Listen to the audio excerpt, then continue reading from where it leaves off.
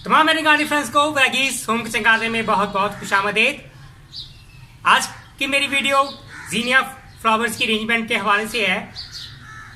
इस वक्त मैं अपने घर के सहन के एक कॉर्नर में बैठा हूँ और आज कुछ मैंने अरेंजमेंट की थी अपने जीनिया के जो सा पॉट्स की जो सा है, और आज तकरीबन 50% से जो सा है ज़्यादा है जो सा है इसमें जीनिया के जो सा प्यारे प्यारे से रंग बिरंगे से जो सा है जो फूल हैं वो खिलने शुरू हो गए हुए हैं। तो मैंने कहा थोड़ी सी अरेंजमेंट भी कीजिए, अपने गार्डनिंग फ्रेंड के साथ जो सा है वीडियो भी शेयर की जाए।